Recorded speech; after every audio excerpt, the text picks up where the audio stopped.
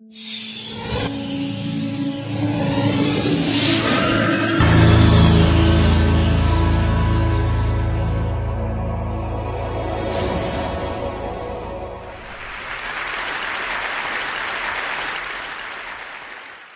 morning. How are you? It's been great, hasn't it? I've been blown away by the whole thing. In fact, I'm leaving.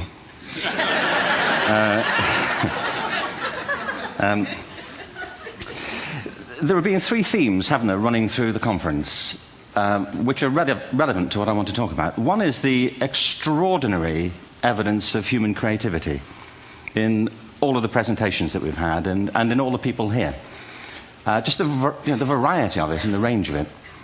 The second is that it's put us in a place where we have no idea what's going to happen in terms of the future. No idea how this may play out. I have an interest in education. Actually, what I find is everybody has an interest in education. Don't you? I find this very interesting. If you're at a dinner party and you say you work in education, actually, you're not often at dinner parties, frankly, if you work in education, you're not asked, you know, and you're never asked back, curiously. That's I think it strikes me. But if you are, and you say to somebody, they say, what do you do? And you say, you work in education, you can see the blood run from their face. They think, oh my God, you know, why me? It's my one night out all week. But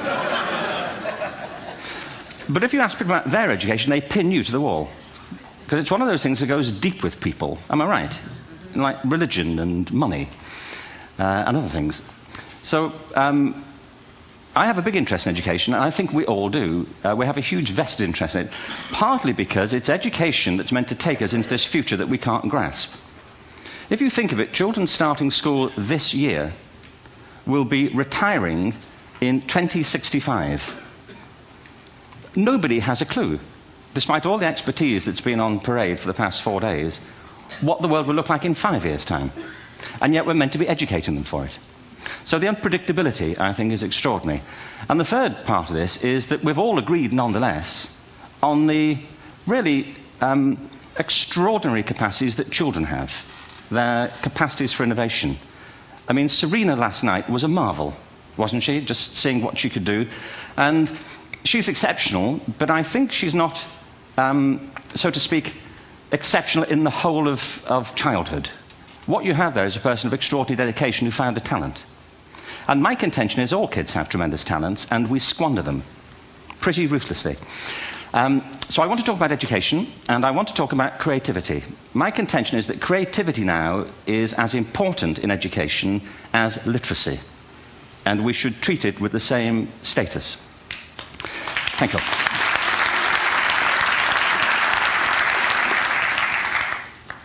That was it, by the way. Thank you very much.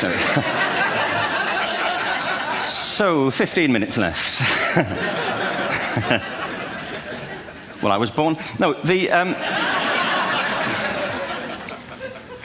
I had a great story recently, I love telling it, of a little girl who was in a drawing lesson. She was 6, and she was at the back drawing, and the teacher said this little girl hardly ever paid attention. And in this drawing lesson, she did. And the teacher was fascinated. She went over to her and she said, "What are you drawing?" And the girl said, "I'm drawing a picture of God." And the teacher said, "But nobody knows what God looks like." And the girl said, "They will in a minute."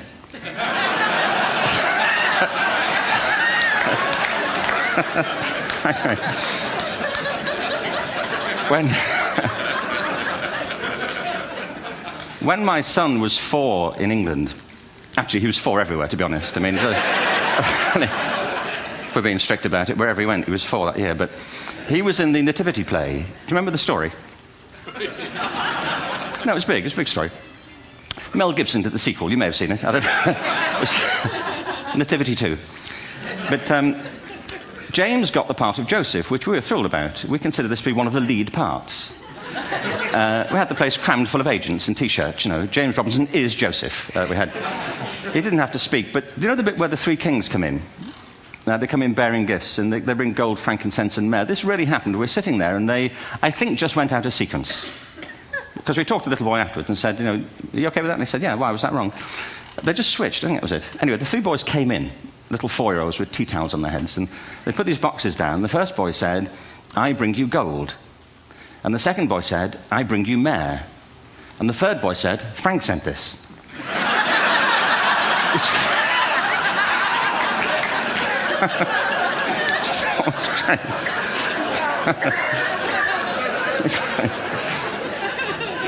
What these things have in common, you see, is that kids will take a chance. If they don't know, they'll have a go. Am I right? They're not frightened of being wrong. Now, I don't mean to say that being wrong is the same thing as being creative. What we do know is, if you're not prepared to be wrong, you will never come up with anything original. If you're not prepared to be wrong. And by the time they get to be adults, most kids have lost that capacity. They have become frightened of being wrong. And we run our companies this, by the way. We stigmatize mistakes. And we're now running national education systems where mistakes are the worst thing you can make. And the result is that we are educating people out of their creative capacities. Picasso once said this. He said that all children are born artists. The problem is to remain an artist as we grow up. I believe this passionately, that we don't grow into creativity, we grow out of it. Or rather, we get educated out of it. So why is this? I lived in Stratford-on-Avon until about 5 years ago. In fact, we moved from Stratford to Los Angeles. So you can imagine what a seamless transition, this was from LA. Actually, we lived in a place called Snitterfield, just outside Stratford, which is where Shakespeare's father was born. Are you struck by a new thought? I was. You don't think of Shakespeare having a father, do you? Do you? Because you don't think of Shakespeare being a child. Do you? Shakespeare being 7. I never thought of it. I mean, he was 7 at some point. He was in somebody's English class, wasn't he? Do you understand? Really? How annoying would that be?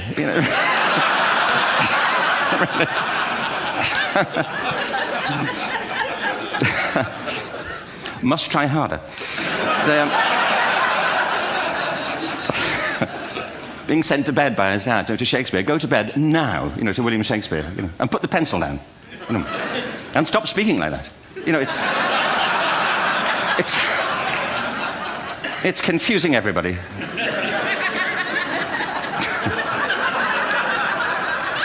Anyway, we moved from Stratford to Los Angeles, and I just want to say a word about the transition. Actually, my son didn't want to come. I've got 2 kids. He's 21 now, and my daughter's 16. He didn't want to come to Los Angeles. He loved it, but he had a girlfriend in England. This was the love of his life, Sarah. He'd known her for a month. Mind you, they'd had their 4th anniversary by then, because it's a long time when you're 16. Anyway, he was really upset on the plane. He said, "I'll never find another girl like Sarah." And we were rather pleased about that, frankly, because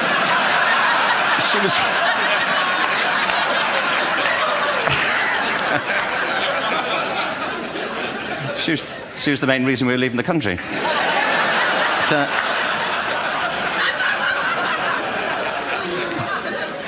But something strikes you when you move to America and when you travel around the world. Every education system on Earth has the same hierarchy of subjects. Everyone, doesn't matter where you go. You'd think it would be otherwise, but it isn't. At the top are mathematics and languages, then the humanities, and at the bottom are the arts, everywhere on Earth. And in pretty much every system, too, there's a hierarchy within the arts. Art and music are normally given a higher status in schools than drama and dance. There isn't an education system on the planet that teaches dance every day to children the way we teach them mathematics. Why? Why not? I think this is rather important. I think maths is very important, but so is dance. Children dance all the time if they're allowed to. We all do. We all have bodies, don't we? Did I miss a meeting? I think... Truthfully, what happens is, as children grow up, we start to educate them progressively from the waist up. And then we focus on their heads, and slightly to one side.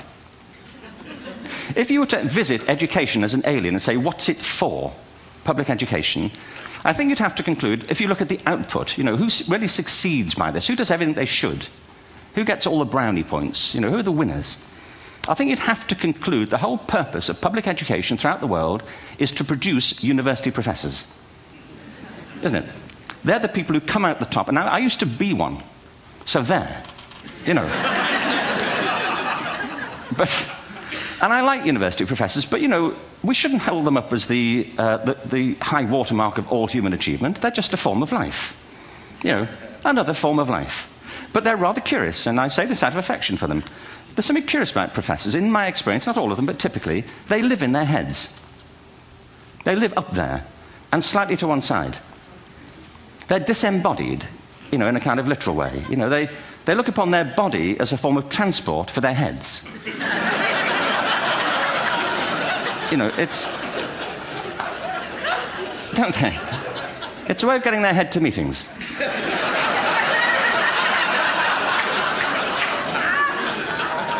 If you want real evidence of out-of-body experiences, by the way, get yourself along to a residential conference for senior academics and pop into the discotheque on the final night. And there you will see it. Grown men and women writhing uncontrollably off the beat. Waiting to end so they can go home and write a paper about it. Now, our education system is predicated on the idea of academic ability. And there's a reason. The whole system was invented around the world. There were no public systems of education really before the 19th century. They all came into being to meet the needs of industrialism. So the hierarchy is rooted on two ideas. Number one, that the most useful subjects for work are at the top.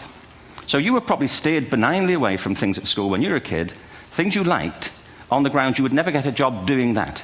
Is that right? Don't do music, you're not going to be a musician. Don't do art, you won't be an artist. Benign advice. Now, profoundly mistaken. The whole world is engulfed in a revolution. And the second is academic ability, which has really come to dominate our view of intelligence because the universities designed the system in their image. If you think of it, the whole system of public education around the world is a protracted process of university entrance. And the consequence is that many highly talented, brilliant, creative people think they're not, because the thing they were good at school wasn't valued or was actually stigmatized. And I think we can't afford to go on that way. In the next 30 years, according to UNESCO, more people worldwide will be graduating through education than since the beginning of history. More people. And it's the combination of all the things we've talked about, technology and its transformational effect on work, and demography and the huge explosion in population. Suddenly, degrees aren't worth anything. Isn't that true? When I was a student, if you had a degree, you had a job. If you didn't have a job, it's because you didn't want one. And I didn't want one, frankly. So, but now, kids with degrees are often heading home to carry on playing video games. Because you need an MA, where the previous job required a BA, and now you need a PhD for the other. It's a process of academic inflation, and it indicates the whole structure of education is shifting beneath our feet. We need to radically rethink our view of intelligence. We know three things about intelligence. One, it's diverse. We think about the world in all the ways that we experience it. We think visually, we think in sound, we think kinesthetically, we think in abstract terms, we think in movement. Secondly, intelligence is dynamic.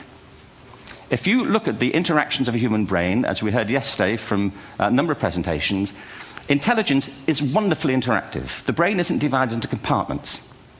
In fact, creativity, which I define as the process of having original ideas that have value, more often than not, comes about through the interaction of different disciplinary ways of seeing things.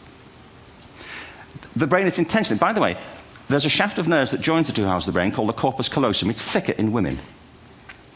Following on from Helen yesterday, I think this is probably why women are better at multitasking. Because you are. Aren't you? There's a raft of research, but I know it from my personal life. If my wife is cooking a meal at home, which is not often, thankfully, but, you know, if she's doing... No, she's good at some things. But if she's cooking, you know, she's dealing with people on the phone, she's talking to the kids, she's painting the ceiling, you know, she's doing open heart surgery over here. If I'm cooking, the door is shut, the kids are out, the phone's on the hook. If she comes in, I get annoyed. I say, Terry, please, I'm trying to fry an egg in here. You know,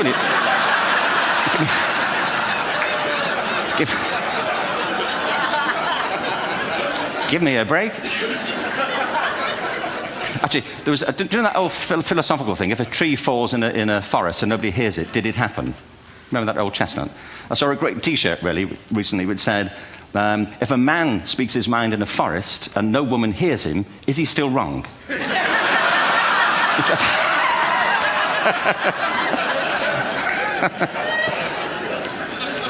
And the third thing about intelligence is it's distinct. I'm doing a new book at the moment called Epiphany, which is based on a series of interviews with people about how they discovered their talent. I'm fascinated by how people got to be there.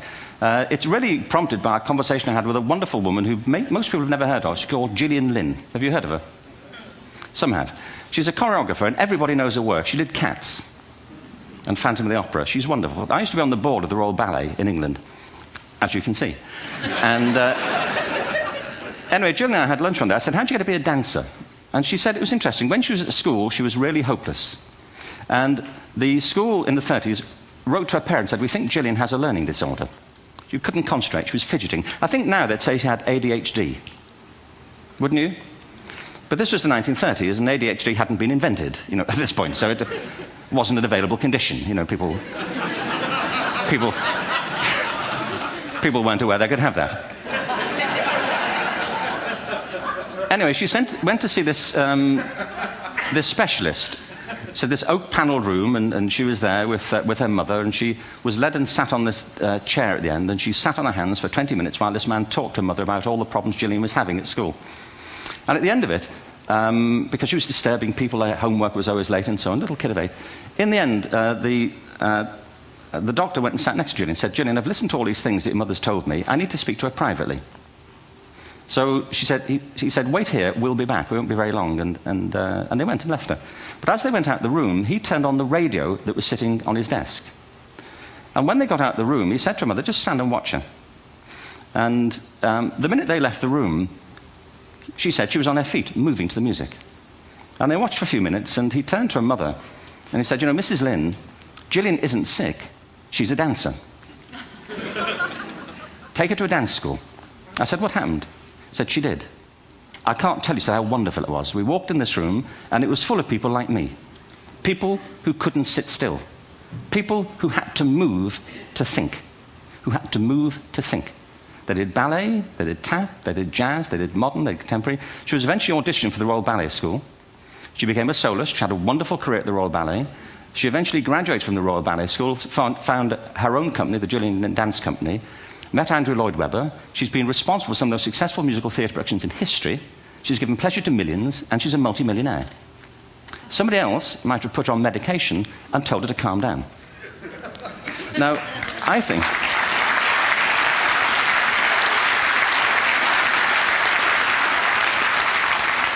What I think it comes to is this. Al Gore spoke the other night about ecology and the revolution that was triggered by Rachel Carson.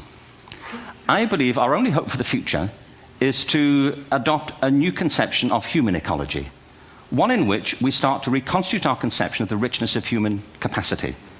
Our education system has mined our minds in the way that we strip mine the earth for a particular commodity, and for the future it won't serve us.